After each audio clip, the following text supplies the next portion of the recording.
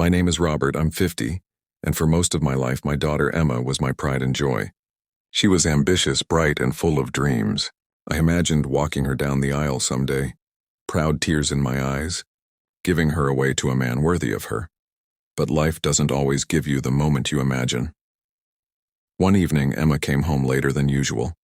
She was nervous, fidgeting, and her hands trembled as she spoke. Finally, she blurted out, "Dad, I got married." I froze. Married? Without me? Without her mother? Without even telling us? At first, I thought it was a joke. But then she held up her hand and showed me a simple gold band on her finger.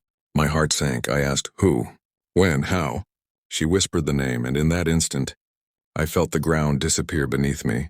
It wasn't just some boy from school, not a coworker, not even a longtime boyfriend.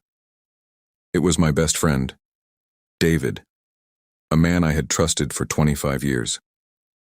A man who had sat at my dinner table, shared beers with me, and laughed with my family. A man I thought of as a brother, and now he was my daughter's husband. I couldn't breathe. He was nearly my age. The betrayal wasn't just about Emma. It was about trust, loyalty, and boundaries that should never be crossed. When I confronted him, David was calm, almost smug. He said, "Emma's an adult. She made her choice. You can't control her life forever." But I wasn't angry at Emma. I was heartbroken for her, because I knew, deep down, she was being manipulated. She was vulnerable, searching for guidance, and he had stepped into that space in the worst possible way. The family exploded. My wife sobbed for days. Relatives were divided. Some blamed Emma, others blamed David, but everyone looked at me to fix it. And how could I? How do you undo something that never should have happened? I begged Emma to reconsider, to think about the future, the power imbalance, the life she was giving up. But she dug her heels in. She said she loved him, and so I had a choice. I could cut her off, lose her forever, and let anger consume me. Or I could stay close, even through betrayal, hoping one day she'd see the truth. I chose the second path. It wasn't easy.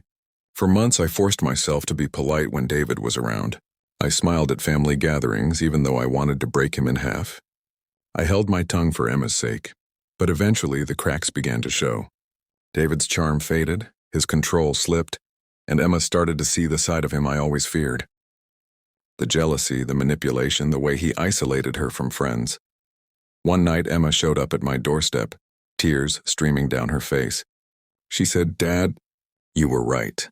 I made a mistake." That was the moment I'd been waiting for, not to say "I told you so," but to open my arms and remind her she still had a home. The marriage ended quickly after that. Painful, yes, but necessary. David disappeared from our lives and Emma slowly rebuilt hers. And me? I learned that sometimes being a parent means letting your child fall, even when it breaks you. Because only by falling can they truly learn how to rise. Today, Emma is stronger. She's back in school, chasing her dreams again, and she often tells me, "Dad, thank you for not giving up on me, even when I didn't listen." And that's the lesson I carry. Betrayal hurts. Secrets destroy, but love, the real kind, always finds its way back.